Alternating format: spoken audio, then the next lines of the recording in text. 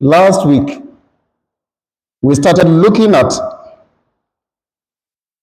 some aspects of the Bible.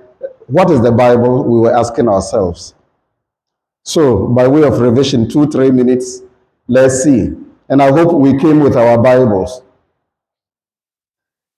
So, what did we say is the Bible? Those who were here. What did we say is the Bible? It looks like nobody was here last week. A collection of books. And if we are talking of the Old Testament alone, we are looking of what? A time period of over 2,000 years that the whole Old Testament is put together. Now, we asked ourselves, why must we study the Bible? Last week, we asked ourselves, why must we study the Bible? And what do you think should be the reason why we study the Bible? I know I stressed on the fact that the Bible has become very normative for over 2.6 billion people. Christians today, we are estimating more than 2.6 billion Christians around the world. And all these people are being guided by this book called the Bible. So it is influential, it is important, it is guiding lives, and we need to take it seriously. Besides, at the time of Jesus, we know that Jesus also quoted the scriptures. He always quoted the Old Testament, referring to what happened in the past in order to teach the people. So Jesus himself was using the Old Testament. So we have to pay attention to it as well. And in the early church, we know that what? The church fathers, the early apostles. In fact, we are told 66% of all references the early church made were from the Old Testament, and particularly from what we call the Septuagint. We'll come to that today, from the Septuagint. So the Old Testament played an important role. And for us Christians, we say the fact that it is called Old Testament doesn't mean that it is old, so we should throw it away and now pay attention to the new. No. And I used the example of what the bishop's mitre to explain. It is always open like a triangle, but open like that. And it forms at the base the circular part that fits into the head of what? The bishop. To tell us the Old Testament and the New come together to fit into the head. So the bishop is the shepherd, and he is the sole custodian of the scripture. He is supposed to teach the faith. So the old and the new come together in his head so that he can likewise teach it to all of us. I said a lot of things about the books of the Bible and the fact that we need to be a bit careful when we are reading it. And in order to understand it, we need to understand the history of Israel, in order to understand the Bible. Kindly bring me my Bible. Now, today I want to pick the question of canonicity. Canonicity, basically, we are looking at how we came to the 46 books of the Old Testament. The 46 books of the Old Testament. And in the Protestant Bible, as I mentioned, there are how many? 37. 39. Good. So 39 books of the Old Testament. And then 46 books of what? The Catholic Old Testament. Why? How did this come about? So that is the whole thing of what? Canonicity. A canon is basically just a yardstick. In ancient Israel, it was more or less like a reed which was used in measuring things. So We are talking about how the different books, by the way, there were so many books which were written. Even the book of what? Enoch was there. And so many other books. The same with the New Testament. You have the Gospel of Thomas, and the Shepherd of Hermas, and so many writings. But how come these ones were chosen and proclaimed? And we already understand the difference between the Catholic and the the Protestant Bible. Now, in terms of the books, we know that our Protestant brothers and sisters, I am going beyond this now. I'm going beyond this, so don't focus only on what is on the screen. We know that our Protestant brothers and sisters follow closely the Jewish Bible, but we have extra books that we call the deuterocanonical books. Now, if you look at the books of the Bible, you will get to know what we refer to as what?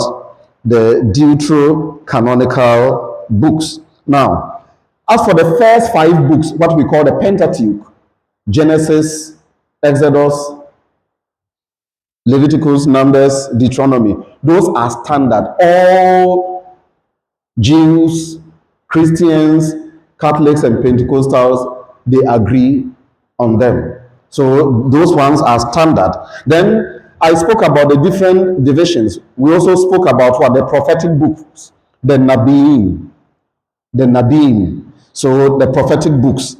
Now, the prophets are divided into 2 types. We have what we call the major prophets, like Isaiah, Jeremiah, Ezekiel, and Daniel is also in some categories considered as what? A major prophet. Then we have the 12 minor prophets. 12 minor prophets. For the Jews, all of them are just grouped as what? Prophets. But we make those divisions for our own purposes. Then when we come to the historical books, this is where some of the changes come about. In our Catholic Bible, we know we have Joshua, Judges, Ruth, 1st and 2nd Samuel. In the Jewish Bible, it is one book, the book of Samuel. But in the Christian Bible, we split them into 2, 1st and 2nd Samuel. The same with the book of Kings. It is one book, but we split it into 2. We talk about what? 1st Kings and 2nd Kings. The same with what? Samuel. Then the book of Chronicles, we have 1st and 2nd Chronicles as well. And then Ezra, Nehemiah. Now, Tobit is in the Catholic, so this is one of the deuterocanonical books. We have Tobit, we have Judith, we have parts of the book of Esther.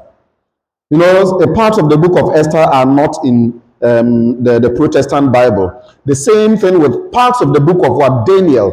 And I think the Protestant Bible ends in chapter 12 of the book of Daniel. But in the Catholic Bible, you now have chapter 13 onwards, where you now talk about the story of Susanna and how Daniel came to her rescue, and then the songs of Azariah added to the book. You know the songs of Azariah. You've heard about those. Hey, Catholics, read the Bible. Read the Bible. So the 3 friends who were thrown into the fire, they sang a song. They were praising God. That song is captured in the deuterocanonical books. That's what we call what? The song of what? Azariah, which is also in the Catholic books. Then we have Esther, 1st and 2nd Maccabees. 1st and 2nd Maccabees. Now, that is another story altogether during the time of what? Exile, and how the faith was practiced in those times. So, and when you come to the wisdom writings, so in terms of the historical books, these are the additional ones which you will not find in the Protestant Bible. But for us Catholics, they are there. And when you come to the wisdom books, In general, we have what the book of Job, the Psalms, Proverbs, Ecclesiastics, the Song of Songs. Then we have the Wisdom of Solomon, the book of wisdom.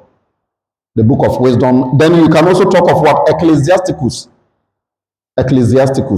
which is also another book which you will not find in the Protestant Bible, but they are in the Catholic Bible. So, in effect, those are the only books that are different from what the Pentecostals may have. But how did it come about that we have this particular canon that we have today? Now, up until the last century before Christ, there was no canon. There was no collection of books. So basically, there were scrolls, and they were circulated according to the communities and according to how the communities were using them. Now, over time, there was a man, Ptolemy, a Greek king of Egypt. Ptolemy II decided that he would want people to compile the list of books of the Jewish scripture for his own library in Egypt. So 72 elders were commissioned to compile the books. The 72 elders. Now, that's why the name Septuagint, sept, 7. So 70, Septuagint is literally alluding to 70 by the natural fact. They were what? 72 is just rounded off to what? 70. Now, so the 70 elders sat down and compiled what we have today as the Septuagint. Now, most of the books were written in Hebrew at that time. A few of them were written in Greek, like the Book of Wisdom, which was written in Greek because it originated from what? Egypt, Alexandria in Egypt, where the Jews were settled. Then the prophetic ideas, the wisdom ideas that emerged. So Jesus ben Sirach and others writing the Book of Wisdom came as a result of that. Now, for the 70 elders, what they compiled includes what we have today as what? The Catholic canon. Now, up to the time of the birth of Jesus, it was that Septuagint that was the dominant book, the dominant canon in the whole of Israel. So the book they compiled is what we today call the Catholic Bible. Now, at the time of Jesus, Jesus himself made a lot of references using the Septuagint.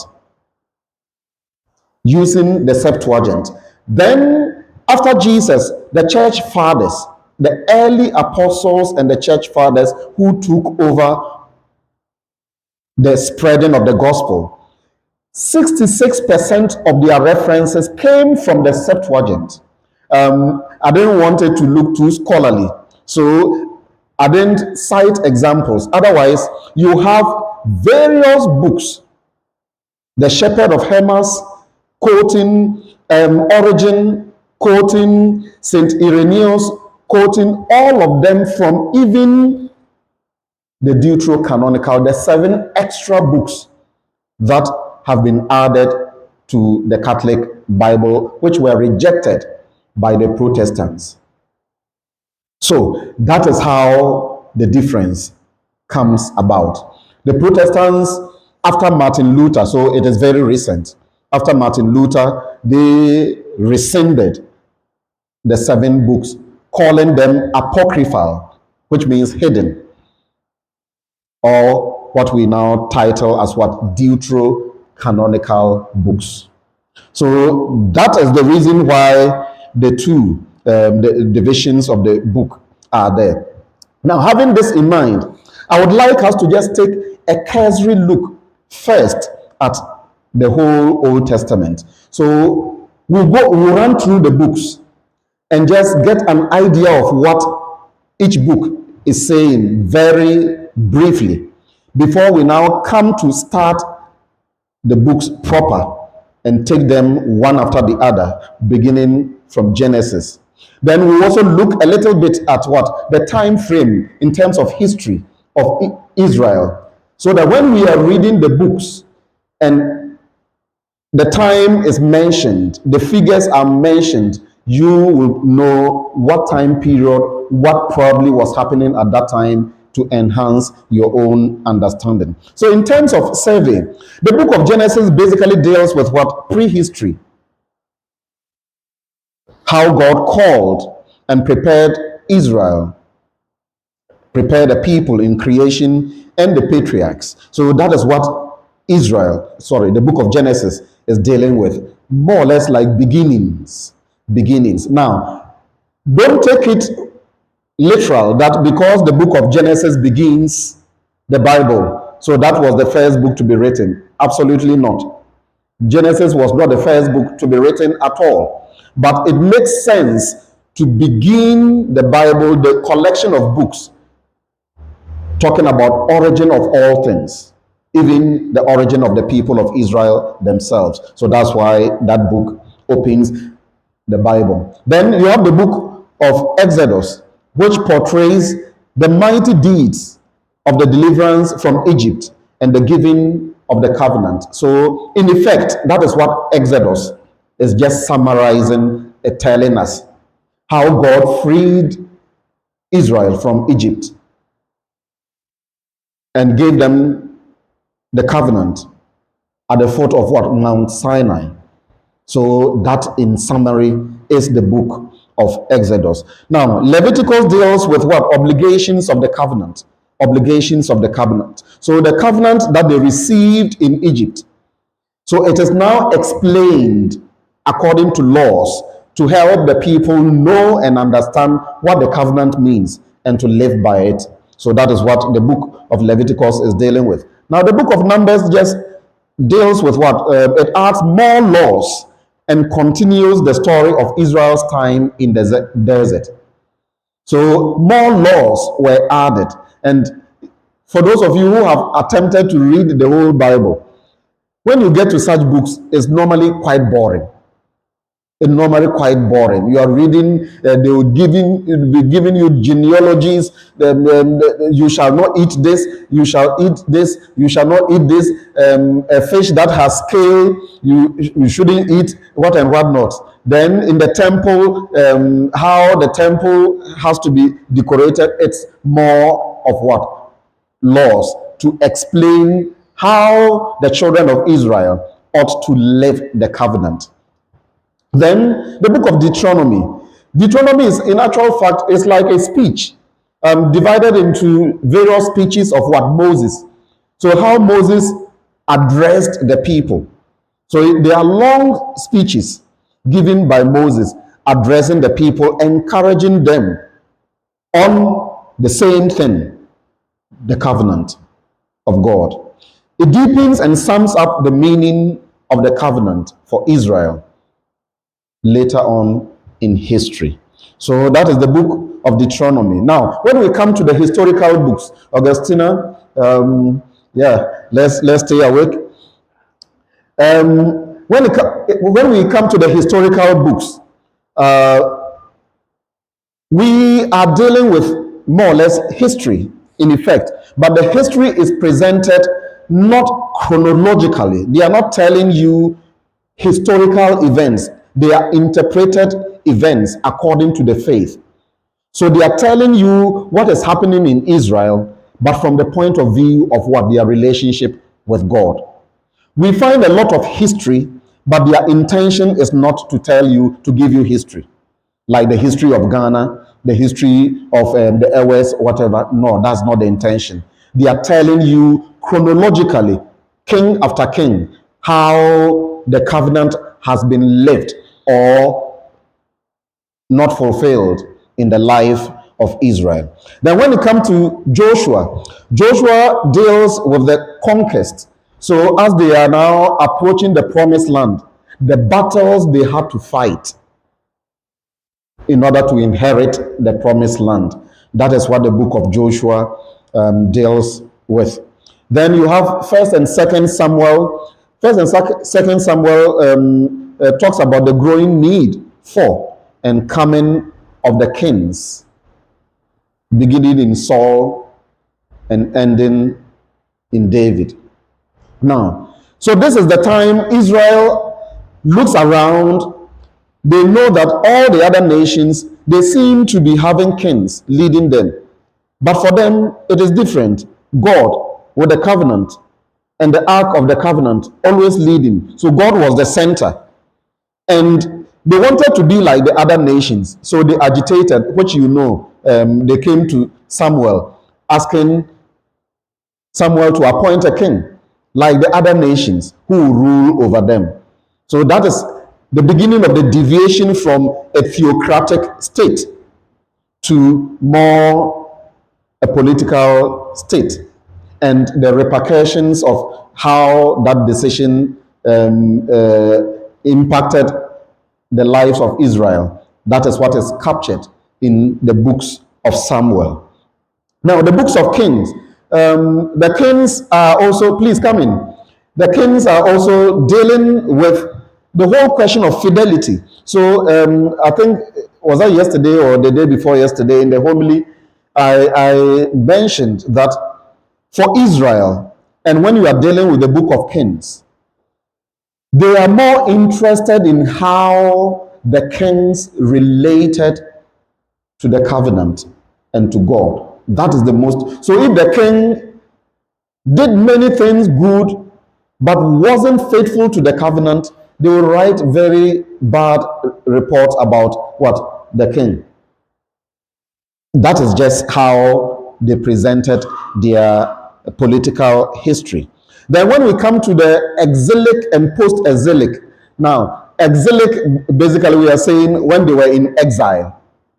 Post-exilic, when they returned from exile to to Israel again, how life was. So the First and Second Chronicles, so that's to tell you, First and Second Chronicles is dealing with exilic times. Now, so it deals with the history of Israel from the perspective of priests who were writing, who were the writers, and then carried forward to the end of the 5th century BC. By the 5th century, most of them are returning. They are beginning to return to the promised land. So that is the post-exilic times. So that's when we read about Ezra, Nehemiah. They are rebuilding, and we know the story. Nehemiah encourages them, let's rebuild. And then there are the Shambhalats who are discouraging the project is too big, we can't do it. Don't waste your time. Then Nehemiah is still encouraging the people with the priest Ezra in among them, encouraging the people. So the historical books, that is how it is presented. Now, Ruth, we know the story. The faithful Israelite woman from the time of the judges. The faithful Israelite woman from the time of the judges. Then Esther. Esther, faithful Jewish queen in the Persian court. So it is an exilic time. They are in exile. Esther is raised to the status of a queen, but she is a foreigner. She has limited role. But how she fought for her people to be freed and spared, that is what that book is dealing with. Then the book of Judith, how a heroine at the time of exile saved the people. So Judith, like Yaa Santua of Ghana's history, stood up and fought for the people of Israel. So that is what that book is trying to depict. Okay, then when it comes to the writings, now when we say the writings, we are looking at the wisdom of Israel. We are looking at the wisdom of Israel. So the wisdom writings, the book of Job, the book of Psalms, Proverbs, Ecclesiastes, so, and the book of wisdom, the Song of Songs, Those are what we call the wisdom writings. And in short, we normally term them as what? The writings. Now, when we get to that point, you discover that Israel borrowed a lot. They borrowed a lot of wisdom from their neighboring countries, Mesopotamia, for example. So the book of Psalms, we have a lot of borrowed psalms from Babylonian poetry. When we get there, I hope we'll have time to spend. Psalms, the Psalms are one of my favorite books. Psalms, the book of John, the Gospel of John, then the book of Revelation, because they are normally very complicated. I like complicated things. Yeah. So those are my favorite books. Now, they borrowed a lot, including the wisdom they themselves deduced to guide their lives. That is what they went ahead with. But the wisdom literature, they are also questioning a lot of what? The Jewish philosophy of life. What we know, fidelity to God, the law. If you obey, you shall be rewarded. And if you are disobedient, you shall be punished. They are questioning all those. So we know how the book of Job, for example, questions that Job has not done anything, yet he has to suffer this way. Why? The question is, why? So they are questioning their own, they are reflecting on their own lifestyle, their history, their wisdom, and they are finding loopholes, and they want to interrogate the faith more in those areas. So that is what the book of wisdom will address. The writings will basically address.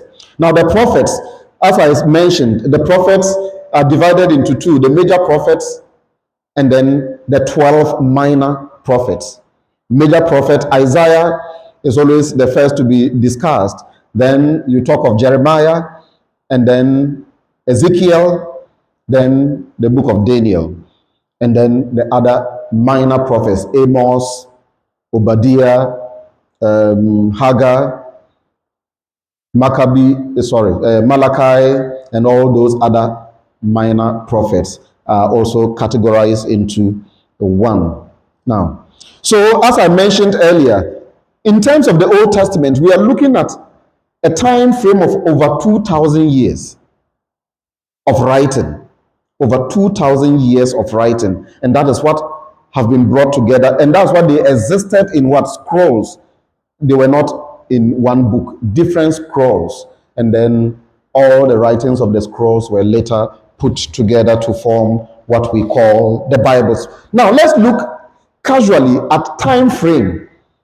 I'm doing a lot of the talking because here is just technical. So permit me if I'm doing all the talking, because I can see some people dozing off. It has been a very busy day. Permit me. So in terms of time frame of the history of Israel, if we want to understand the history of Israel, we want to begin from 3000 BC. 3000 BC. And you know, in terms of what? The linear measurement of time, the farther the time, let's say 1 million BC, that is how far it is from the time of Christ. And as we come closer, 900, 500, 100, we are coming closer to the time of Christ. And then we start measuring AD 1, AD 2, all the way to now we are AD 2024. So understand the time that way, because sometimes when we are looking at the measurement from 3000 to 2000, you think it is rather, we are now traveling this way. We are rather coming this way, coming to our time. Okay. So within the years 3000 to 2000, this is a period of time which, when we see a lot of what? The growth of the Semitic civilizations. So Semitic civilization, so we are talking of Palestine, for example, the Babylonian era, the Babylonian areas, and how that Semitic languages were now beginning to develop and how their culture were beginning to develop. And that is why we hear names like Mesopotamia in the Bible. We hear names like what? The Sumer. Sumer, we are actually coming closer to Africa. We are within Africa. The Sumer, the Akkad, the Babylonian, the Assyrian, the Syria, Palestine developments at that time. So when you start reading and you start hearing these names, it gives you an inclination of what was happening in those periods of time within the Bible. Then we can talk of what the years between 1900 to 1300. Those were the period of the patriarchs. We're talking about Abraham. So we are beginning Genesis 12 from that point onwards, when they now begin talking about people like Abraham, Isaac, Jacob, and his sons. So that is the period between 1900 to 1300. It was a time of migration. So we see Abraham moving a lot. He moved to this place, to Egypt, to this place, and then at a time comes, he had to separate with his own cousin. And the cousin goes one direction, and he goes another direction. So it was a time of migration, movement. That was the life, nomadic life. Then when we come to the time 1300 to 1250, that is the Exodus time. That is the time of the Exodus. And this time is characterized by what? The breakaway from Egypt, Pharaoh Ramesses II, and all the Egyptian kings that emerged afterwards, and the problems associated. By the way, let me just chip this in. There is a very strong paper that has been banned, written by no one but one crazy Jesuit, who proves that the Israelites that escaped from Egypt were all blacks. They were all blacks. Let's leave that scholarly work aside, and but just for your information, and he has proven, and they made sure this book would not get the light of day, because the Jews would not want to associate with black history, but there's stronger evidence, and especially those who have done Egyptology will continue to insist that majority of the Israelites were blacks, were African origin, black origin, let me put it that way. Anyway, so that is the time of what? The Exodus, 1300 to 250, to 1250. Then 1250 to 1220, we are looking at the time of the judges. So that is when the judges were emerging. The judges we read about in the Bible. Samson and his favorite girlfriend, Delilah, and all those judges who emerged. So that is the period of time the judges emerged. Then from that point down to 930, we are talking of what? That's the time the different tribes are beginning to come together as one kingdom. So we are coming closer to David. The time all the 12 tribes, I will call them tribes for now. I wouldn't call them brothers.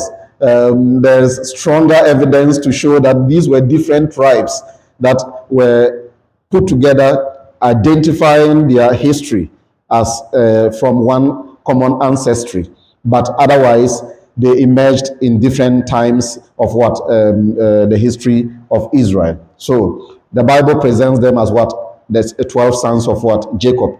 But anyway, they are tribes. Let's continue. When we get to the book of Genesis, we'll talk more about them. Then from 930 to 722, the kingdom is divided into two. The northern kingdom, which comprises 10 of the tribes. Because of the sin of Solomon, the northern kingdom is split, and the 10 is given to the north, and 2 remain in the south, with the capital as what? Judah. And then the northern kingdom, the capital becomes what? Ephraim. Now, we will talk about all this when it comes to the content itself of the Bible. Now, 722 to 586, we are talking of what? Judah at that time, by that time, the northern kingdom is already destroyed. So Judah was the only surviving kingdom, but Judah would equally fall towards 586. Judah will also be completely destroyed finally, and then all the kingdoms were completely in slavery at that time. So we'll get there. Then in terms of 586 to 539, so Israel at that point is in slavery. Judah, the last kingdom, the southern kingdom, already is in slavery. So they are in Babylon, and all the problems we know by the rivers of Babylon, we read about, and all that. This is the period of time all these are taking place until King Cyrus comes. We are reading from now Isaiah. King Cyrus comes from Isaiah 40s onwards. Cyrus begins to introduce new policies and now allows the Jews to go back to rebuild their kingdom. So that is the time frame. Then post-exilic, we are now looking at 539 to 332. And this time, Judah is reduced to the land surrounding Jerusalem. So now the entire kingdom is almost gone. Just something skeletal left. And now they have to rebuild from scratch.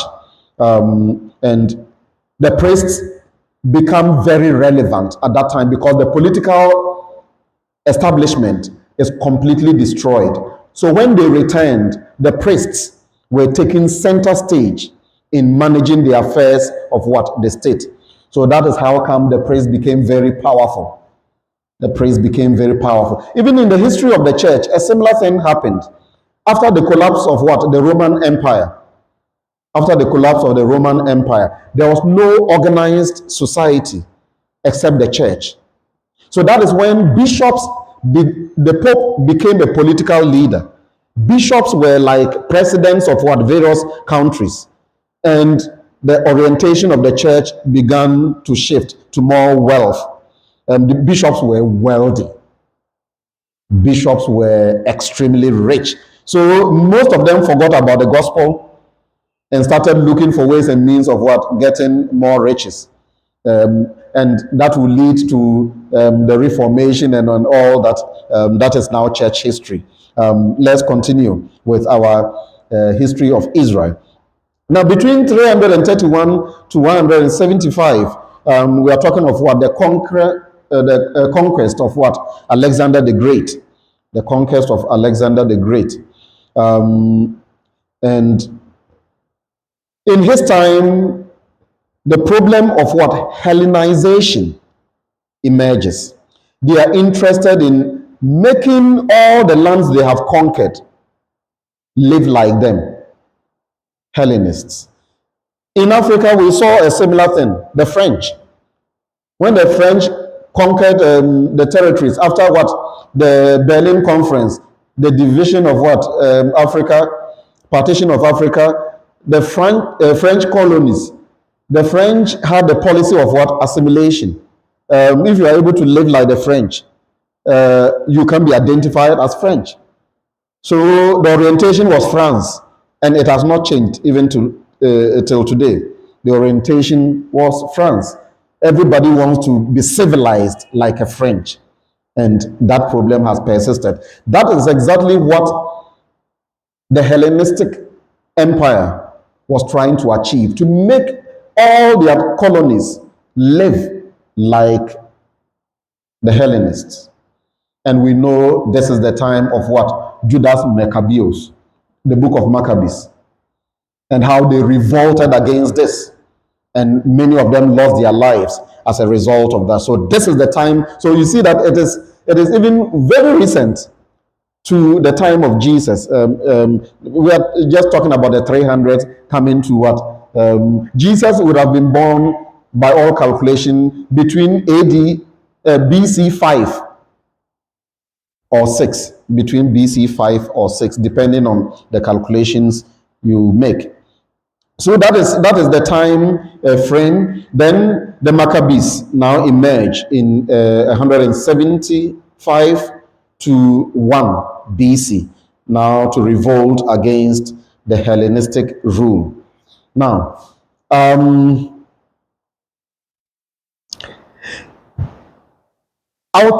conclude with what we call the sources. Who are those who wrote the books of the Bible? It's good to understand the traditions. Now, so let's take, for example, the history of Ghana. If you read a book and they are exalting the MPP presidents in the history of Ghana, most likely the one who wrote would be who? An MPP writer, right? Edubwa, he wrote the history of Ghana, right? But his perspective is already skewed towards a particular orientation. And if you read it, you can tell. You can tell. Now, in the same way, when you are reading the Bible, these things can be gleaned from the books we read. So we talk of what? The various sources. One of them is what we call the J sources, or what we call the Yahwehist source. So the Yahwists, they lived between 848 all the way to 722 BC. And they had a peculiar orientation. So when you are reading their text and you get to see some of these things, you know, oh, this must be a Yahwehist who is writing. And what are some of the things peculiar to them? Now, the name Yahweh is very important and it is very holy. So the Yahwehists will never write the name Yahweh in full. Yahweh was always abbreviated because it's holy. Like how our Muslim brothers, when they mention the name Muhammad, they say something. I've forgotten. I used to know it. Muhammadu Rasulullah, something like that. The Prophet Muhammad, they add something. So they hold the name Yahweh holy. And if you are reading the book, especially if you are quite familiar with the Hebrew, and you see Yahweh being mentioned often, then you know definitely this must be a Yahwehist writing. And one thing that is very peculiar with them is their way of presenting God. God is like a human being. God, that's what we call anthropomorphism. They attribute human character, human traits to God. So God was angry. For example, God saw. It means God has eyes like us. God did this. God. So when you are reading the text and you begin to see attributes of God being presented as if God is what? A human being. And God wept. God was sad for having created human beings. So human emotions are given to God. And even sometimes when you read the Psalms, you see some of these attributes demonstrated. That is the Yahwehist tradition. Now, let me save time and go to the next tradition. We call, in simple terms, the Elohist. The Elohist. The Elohist, like the Yahwehist tradition, when they are speaking about God, they use the name Elohim. Elohim. So Elohim is speaking to us. you can best guess that you are dealing with what? The Elohist tradition. They are very particular. They don't like presenting things like using object to typify how they present God or the deity. Less of what? Picturesque presentation. And they have a very strong, they originated from the north. The Yahwehist originated from the south, from Judah area. This group, Elohist, they originated from the northern kingdom. So they were very favorable towards the north and always criticized the south. Always criticized the south. So if you read some of the books that were very critical of David, for example, most likely an Elohist is writing about what is going on. And they begin their history from who? Abraham, all the way up until Mount Horeb.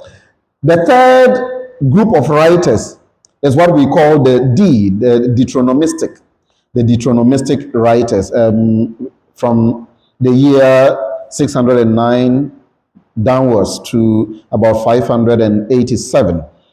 They emphasize the nature of the Mosaic covenant and interprets Israel's military and political defeats as a result of worshiping Yahweh or not. So they interpret the history of Israel with respect to the covenant, especially the kings. Because the kings were not faithful, they lost the battle.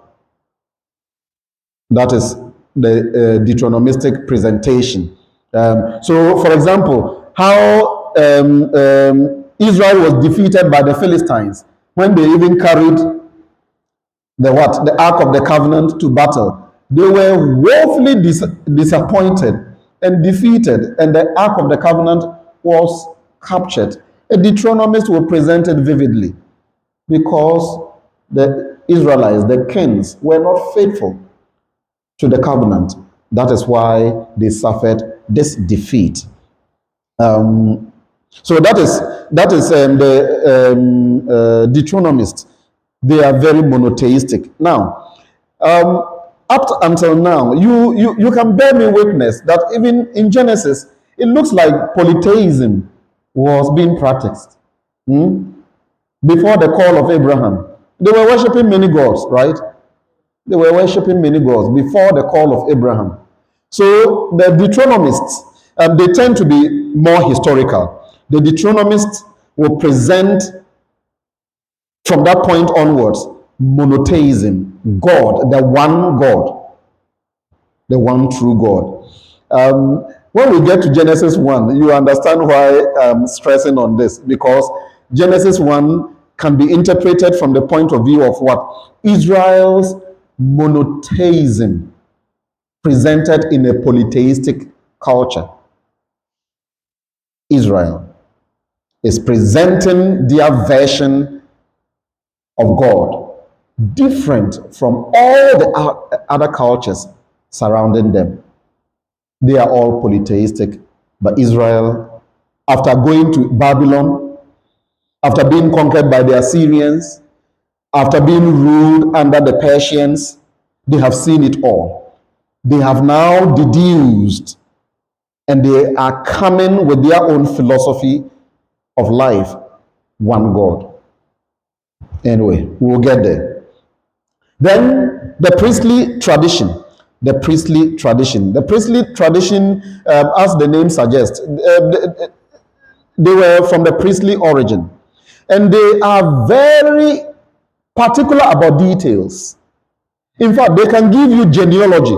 They will tell you in detail, this one, and it's quite natural because even till today, priests, the Catholic Church is probably one of the best in terms of record keeping. Oh, yes. One of the best in terms of record keeping. The church is extremely organized. extremely organized. So the priestly tradition is also part of their culture. Genesis 1 was written by the priestly tradition. So, and they pay attention to details. The first day, this and this and this and this happened. Point. The second day, this and this and this and this. This one was the father of this. This was the father of this. This was the father of this. This one had two sons. One was from a slave. The priestly tradition will give you the full details. They are very precise, very meticulous about details. And the tabernacle in particular was one of their go-tos. Now, so I will end here. I decided to end here because next time we meet, we are now beginning Genesis, the book of Genesis. Now, on that note, let me add that next Friday is the first Friday of Lent. By next Friday, we would have begun Lent. And we know we'll be having Stations of the Cross, which will span about 45 minutes before the Mass itself. So if I add the teaching, then we may be spending like 2 hours here. As a result of that, I will suspend the teachings throughout Lent. And when we finish Lent, after Easter, we'll now continue the instructions on the Bible so that we give Lent the full attention it requires.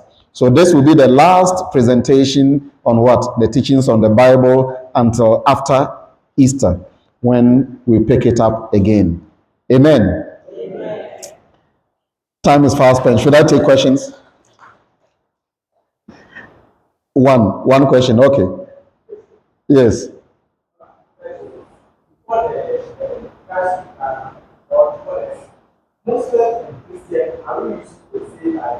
No.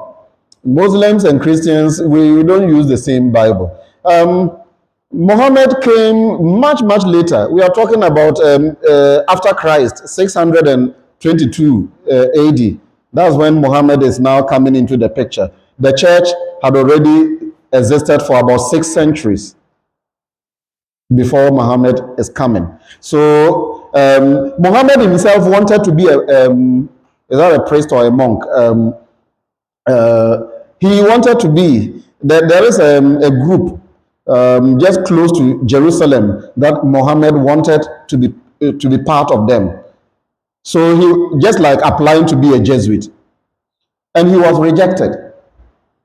He was rejected. They didn't accept him because they found his lifestyle wasn't too straight. They had doubts about him, so he was rejected. And Muhammad later on founded his own religion, and he used the Hebrew scripture a lot, and even the New Testament. So you find a lot of references of the Bible in the Quran, but and he respected the Christians, to be honest. He respected the Christians. But when the jihads came and the battles against the Christians, and especially the Crusades, the split between Christianity and Islam even heightened the more. And it was easier, you see a Christian, kill him. Even if you cheat a Christian, it's not regarded as something evil. So that is what happened. Muhammad came much later, 622 years after Christ. Yes. What is... So they made a mistake. Because the Septuagint was translated into Greek, from Hebrew to Greek, they thought that all these other books, which were initially written in Greek, were not important at that time. So they rejected the books that were written in Greek. Little did they know that even the book of wisdom was written in Greek, also in Hebrew. And then a few others were written in Hebrew, which they did not accept also. So that's just the difference. And besides, they want to go closer to the Jews. They want to go closer to the Jews than Christianity. And that is basically the reason why they wouldn't. And very recent development, very recent development, because we are looking at what Martin Luther and how they broke away. And in terms of the Reformation, look, some of the books, even some of the Protestants wanted to reject a lot of the books. Martin Luther himself, the New Testament, there are some of the books he didn't want to accept. There are some of the books he didn't want to accept. But it took about 5 councils, beginning from Trent, 5 councils, not even before Trent, about 3 councils before Trent, pronounced all these books from the Septuagint as canonical. Because even the Jews were using them. And the time of Jesus, quotations were coming from all those books. So the church felt there's no, and the early church fathers, as I've mentioned, Origen, Irenaeus, talk of Melito, they all quoted from the deuterocanonical books, but the Protestants wouldn't accept them because they were not in the original Jewish canon. Yes, maybe last one.